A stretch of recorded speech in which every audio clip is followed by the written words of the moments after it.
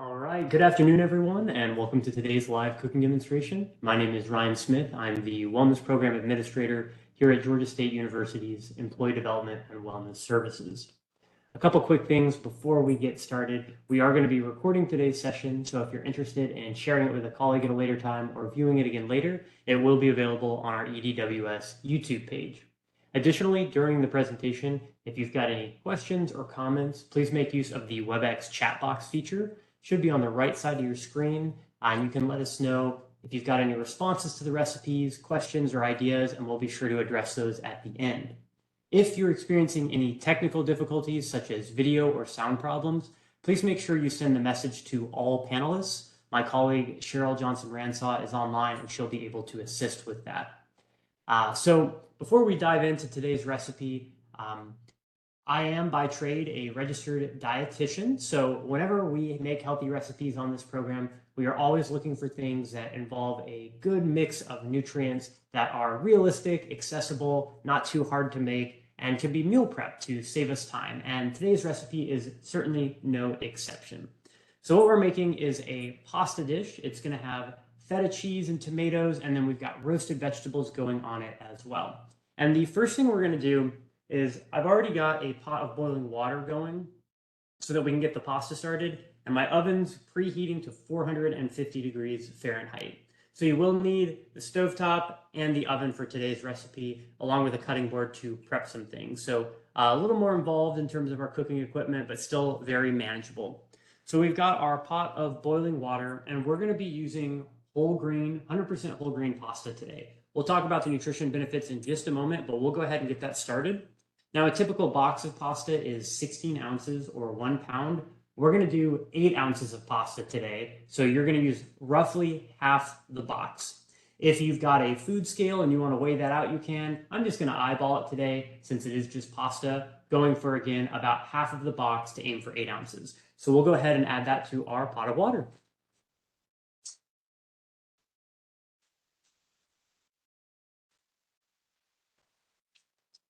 Okay, and I'm just cooking that according to the package directions. It's going to be about 10 minutes that will be cooking for on the stovetop. So we'll keep an eye on that and check back in on it in just a minute. And we'll talk about the nutrition benefits of why we are using that whole grain pasta a little bit later in the recipe. But for now, let's go ahead and get started. We are going to be roasting vegetables today. So you'll need a basic sheet pan like this. And what we're going to do is we're going to start by putting 1 tablespoon of cooking oil. I'm going to use olive oil and just kind of drizzling that on the pan because we want it to have that nice flavor that we're going to add to the vegetables and to help them not stick. So the 2 vegetables we'll be roasting are a zucchini and a bell pepper. And then we're going to have some onion we add in as well. Let's start with our zucchini. So for these, what I do is I cut off the top here, and we're just going to be dicing this. So I cut off the top. And then I'll usually cut a small sliver off of the side. And what that does is it gives me a flat space so that the zucchini will stay and not rock around, since it is a little bit of a rounded shape. Then I'm going to cut it into these long strips, just going along the zucchini, being careful of my fingers, curling them so that my tips are not out there and exposed. That'll protect them. And then from there, you've got these nice flat strips that will make some more lengthwise cuts on. And then we will turn them 90 degrees and just chop in that other direction to get a nice dice. Now, nutritionally, zucchini is an excellent vegetable. It's a good source of water, which is nice. It helps with our hydration goals for each day. And it's also a good source of fiber. Fiber we talk about pretty much every demonstration we do because we are always trying to get more fiber in our diet. It is great for helping us with digestive health. It can help us keep a healthy blood sugar, healthy cholesterol levels, and it can help us feel full and satisfied. So it can be good for maintaining a healthy weight as well. So again, cutting in those long strips, turning, and then doing a nice dice as we move along it. Try to make the pieces as uniform as you can. After you cut, if you see any big pieces, like I just spotted one, you may want to go back and chop them up one more time just so that they cook evenly in the oven. So let's go ahead and add that zucchini to our baking dish here. And another benefit of zucchini is it is a great source of vitamin C, which is really good for our immune system. A lot of times we think of things like oranges as being a good vitamin C source, and they are, but there are also a lot of vegetables that really bring that immune boosting vitamin C content. And the zucchini is one of those. So we've got that set up there. That little strip you cut off at the beginning to sort of produce that flat plane, you can go back and chop that as well and throw that into the mix. Okay. And then moving to the bell pepper, we cut bell peppers pretty frequently whenever we're doing this program. So my strategy is first, I cut into the top of it and just remove that top. And then I turn it and repeat the same process for the bottom. And that gives you sort of this hollow tube you can work with. And usually the middle is connected by just a couple points. So we'll use the knife to cut those out, and you should be able to pull that core right out of there. From there, with the little tube, we're going to cut it in half. And that gives us that flat area we can work with again so that we can chop it more evenly, since the bell pepper is pretty irregular in shape. Now, nutritionally, bell peppers are great as well. Also a good source of water and fiber. They bring some vitamin C into the mix as well, and a little bit of vitamin A. Now you can use red, yellow, orange bell peppers, whatever color you prefer. You can do green bell peppers for this dish, though the green bell peppers are a little bit lower in some of the vitamins and minerals I mentioned, and that's just because they're not quite as mature as the other ones. So with those two pieces we cut off the top, you'll just go back and make some slices in one direction, turn it 90 degrees, and then cut in the other direction to get that dice, and add that to the mix. And then for the very top piece, you'll want to just cut around that stem. Depending on how you cut it, you might be able to just punch the stem out like that, and then you can just repeat that process of cutting through in one direction, turning, and then getting that nice dice. So we will add that to the pan. And then the last thing we're going to do, I pre-chopped an onion. This is about 1/4 of a large onion that's just chopped up into small strips. We're going to sprinkle that on top. And then if you prefer to use a spoon, you can. I'm just going to use my hands. I'm going to just mix this around, making sure that it's in contact with the oil on the pan. We want all the vegetables to have a little bit of that oil coating them. You can also just kind of shake it around like that to distribute and make sure that they're picking up that oil. It's going to help flavor-wise. It's going to help them not stick to the pan, and it'll help them cook nicely. Then we'll use a little bit of black pepper. You can really season to your taste. I have just a little bit here in this dish, and I'm going to sort of sprinkle it around. I'm a big fan of black pepper, so I'm going pretty heavy with it, but you can make that call yourself. And then we'll do the same thing with salt. Now, whenever we season to taste with salt, meaning we're kind of estimating how much we put out there, I really recommend pinching it and just doing a little bit of a sprinkle. We don't want to go overboard because we do want to keep it heart healthy and limit the total sodium in the dish. So I'm just doing a few sprinkles like that, and we can always add a little bit of salt later on in the dish if we feel like we need to. So zucchini, bell pepper, and onion are all chopped up. Oven's preheated to 450 degrees. We're going to put that in on a middle rack and let it start roasting.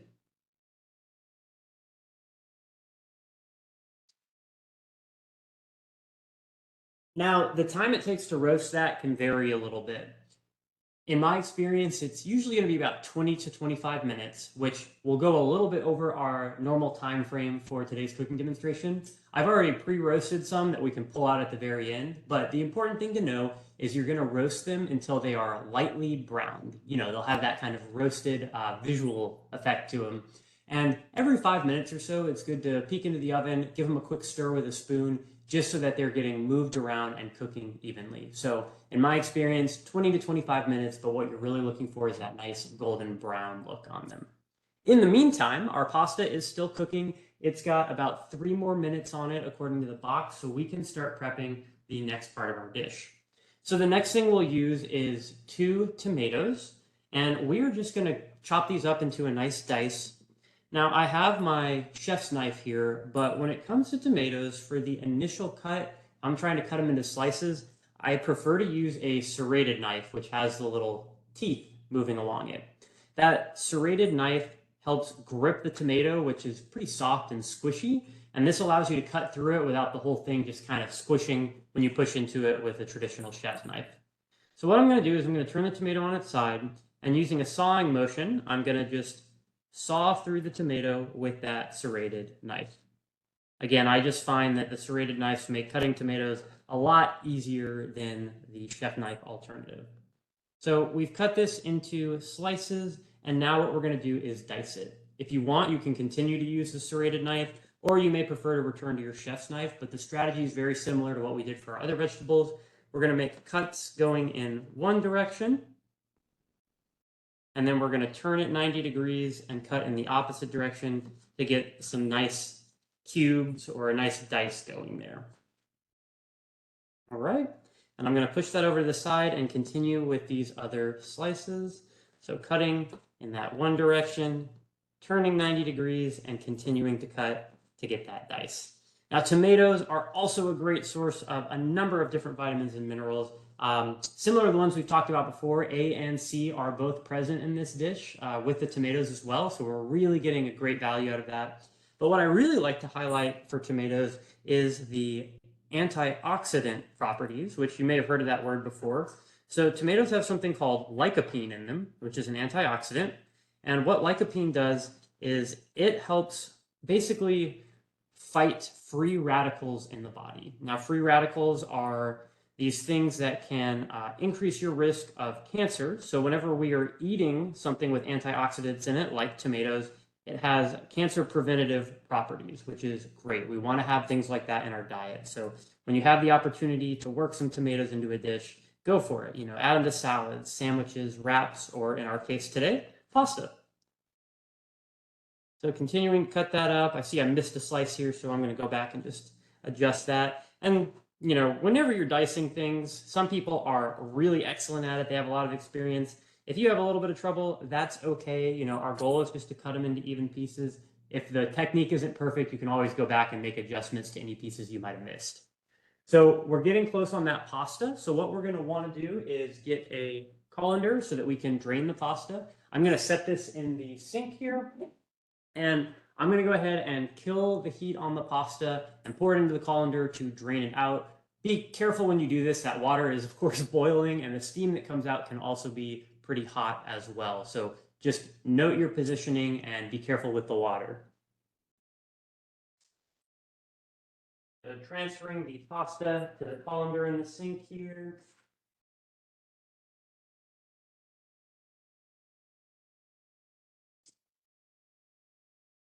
I'm going to let that sit for just a second. So I do want to come back to our pasta. I mentioned we were doing the 100% whole grain pasta. Now, if you wanted to, you could use a traditional white pasta for this dish, but the benefit of the whole grain kind, when you see that 100% whole grain or whole wheat, it's going to have additional fiber, additional protein, and extra B vitamins in it. So this is the healthier choice you can make whenever you're doing a pasta, is to get that whole grain or whole wheat pasta. So we get the extra protein. Since this is a plant-based dish, we do need the protein to come from some non-meat or non-animal product sources, and our whole grain pasta helps us out with that. Now, if you want to, you could also use other types of pasta, such as a lentil-based pasta, a bean-based pasta, like a chickpea pasta or a black bean pasta. That's entirely up to you. Those will work just fine for this dish. And if you like those, they're also a good source of protein and fiber, so you can work those into the diet as well. Now, it has been a couple minutes since our roasted vegetables have gone into the oven, so I'm going to take the opportunity to just stir them around real quick.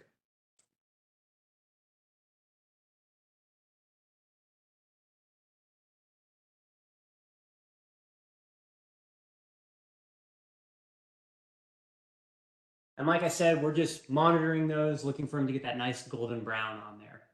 So let's come back to our tomatoes.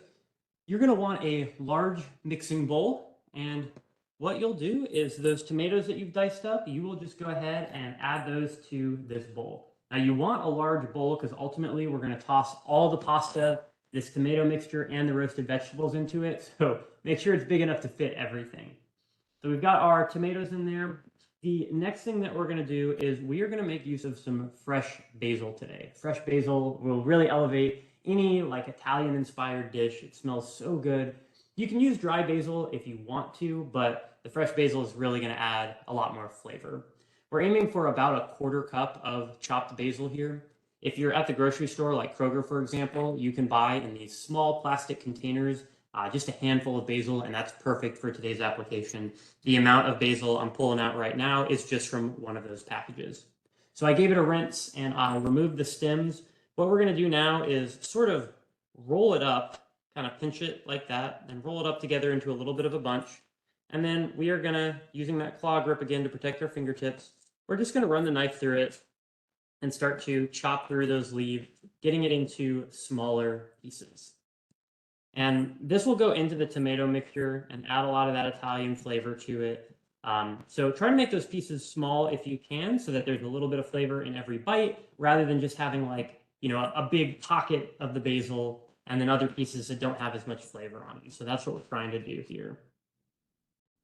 And you may need to like scrape things off the knife, sort of regroup it back together. That's fine. Again, there's no perfect method here. We're just running the knife through, getting a nice chop going so that we can have some nice flavor mixed in through the pasta. Once you feel like you're at a good point with that, we can go ahead and take that basil and just add it on top of the tomatoes. I think I've actually got more than a quarter of a cup here, but I'm just using that full package because basil's delicious, so certainly not going to hurt the dish. All right. The next thing we're going to do is we're going to add another tablespoon of olive oil over the tomato and basil mixture, adding some heart-healthy fats in there, helping with the savoriness of it and giving it some nice flavor. And then we'll see if I can get this open since my hands are wet. Yep, there we go. We're going to do some minced garlic. Now, if you want to use fresh garlic, you can. You'll use 2 cloves and you'll want to use a knife to mince it. I'm using minced garlic that's just pre-minced in a refrigerator. This is nice because you can use this over the course of several months. It lasts a long time. And for every fresh clove of garlic you'd normally use, on the package it'll tell you to use half of a teaspoon. So since this recipe calls for 2 cloves of fresh garlic, we're going to do 2 half teaspoons, which is just 1 teaspoon of the minced garlic. And I love garlic, so feel free to add extra garlic to this recipe if you want. That's something I frequently do because it's one of my favorite ways to add flavor. So we've added the garlic, the oil, and the basil and the tomatoes mixture in here. We're just going to stir this around. And essentially what's going to happen is at the end of this recipe, we are, in an interesting way, going to combine the roasted zucchini and bell pepper and onion with the tomato and basil and garlic, and that's still going to be fresh. So rather than cooking down a sauce, we are putting the tomatoes on fresh with the basil and the garlic, and then adding it to the roasted vegetables on top of the pasta. So sometimes, you might just cook everything together or cook the tomatoes down into a sauce, but this recipe is a little different, keeping the structure of the tomatoes, having those nice big pieces of it, and it produces a really pleasant texture whenever you go to eat it. So let's give the roasted vegetables another stir.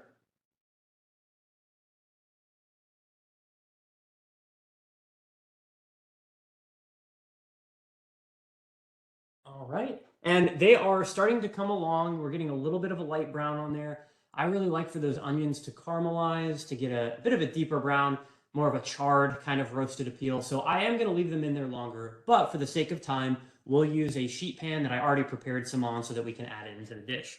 So taking your pasta that you drained in the colander, you're just going to add that directly to the tomato mixture there. And then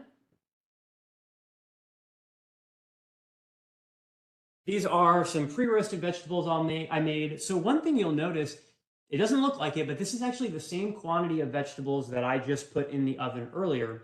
And the reason for that is when you cook it, they cook down. The water content comes out of them as the steam rises and they heat up. So it will look like a smaller quantity of vegetables, but it's still the same amount of vitamin and mineral content and fiber. It's just reduced in size a little bit in the way that like a sauce, as you cook it, it may thicken and condense a little bit. So it's the same idea there.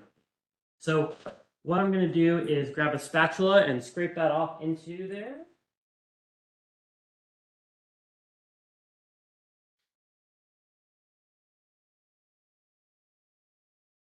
Right, so we're just adding those roasted vegetables, that zucchini. It's got that nice browning to it, along with the bell pepper and the strips of onion. We will mix that into the dish. And now, using a spoon, a spatula, whatever you want, let's just toss this around so that we can get those tomatoes on the bottom mixed in with the zucchini and the bell peppers on the top. And then the last ingredient that we're going to add is going to be the feta cheese. Now you have a choice here. If you want, you can mix half of a cup into the full salad directly, or if you prefer, you can save it to top individually on top of the pasta.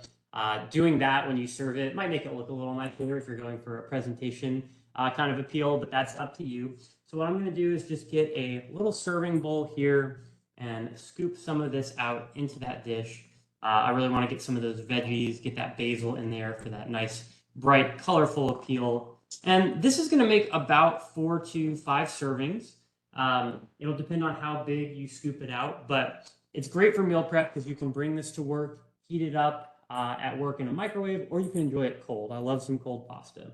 So we'll take a little bit of the feta cheese and just sort of sprinkle that on top to get that nice visual appeal. The one other thing you may want to do is if you taste it and you want to add a little more salt and black pepper at the end, of course you can do that when serving it. But there is our final dish. It's a very simple pasta dish, but we have all those different vegetables, the tomatoes, the bell pepper, the zucchini, the onion, and a little bit of the basil coming in. That whole wheat pasta, the 100% whole grain pasta, is adding a significant amount of protein and fiber, and we get a little bit of extra protein from the feta cheese we add as well. So we do end up getting that non-animal protein, getting it from more plant-based sources, as well as a little bit of the cheese coming in for some of the animal protein. Now, if you wanted this to be fully vegan, you could skip the feta cheese and do a vegan cheese or some nutritional yeast on top of it to add a little bit of that cheesy flavor and add some of that protein back in. But I'll leave that up to you to make that decision.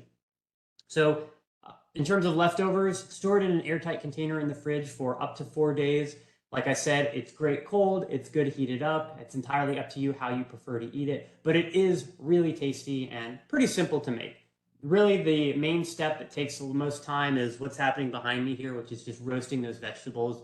If you weren't doing a demonstration like I am, I'd recommend starting that step first, giving them a little bit of time to roast as you heat up the water and prepare the other parts so that everything can be done right around the same time. In terms of calories, you're looking at about 400 calories a serving, which is a nice amount to aim for whenever you're having a healthy meal. If you are a bit more active or a larger person, you may need more than that at your meal. So you may get a few fewer servings out of this, but it is still a great nutritional meal for anybody in terms of the vegetable content, the fiber, and the protein that we're putting into it. So I mentioned some substitutions about potentially doing an alternative pasta, like you could do chickpea or a lentil or a bean pasta. So that's one thing you could swap out. We talked about doing maybe a vegan cheese or nutritional yeast instead of the feta cheese if you're not a big fan of eating real cheese. And then in terms of vegetables, really anything that you roast, you could put into this. You know, we did the bell pepper, the zucchini, and the onion, but I could see doing some broccoli florets being really nice on top of this. So if there's another vegetable that jumps out to you as, ooh, I think that'd be really good mixed in with the pasta, go for it. Really, our goal here is to incorporate more vegetables into our diet because most Americans, unfortunately, don't quite hit their target for that. So find healthy ways to work that in and make recipes like this your own. We will be sending out a copy of the recipe along with the nutrition information. So if you want to try it yourself at home, see how it might fit into your diet, we'll be sending that out in a follow-up email. I do want to check the chat real quick just to see if we've got any questions or comments. Okay. Yeah, I love this question. What about sun-dried tomatoes? Sun-dried tomatoes are so delicious. So if you are a fan of sun-dried tomatoes, I think that'd be awesome in this dish to throw that in there, even with the fresh tomatoes. You know, have some of the fresh tomatoes, also incorporate some of the sun-dried tomatoes. It gives you some variety because I think they bring very different flavors and appeals. I think that would be really, really nice to work into here. So great question, great suggestion. I don't see any other questions or comments right now, but feel free to add them in the chat as I'm kind of giving our wrap-up information here. So you're going to get an email with the recipe and the nutrition label, as well as a link to a short survey.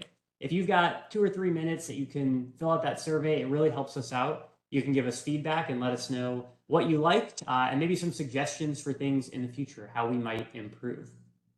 We also do well-being events like this all throughout the month, from cooking demonstrations, which are done twice a month, to our guided meditation and yoga, snack and share support group. We do health screenings, book clubs, all sorts of great stuff.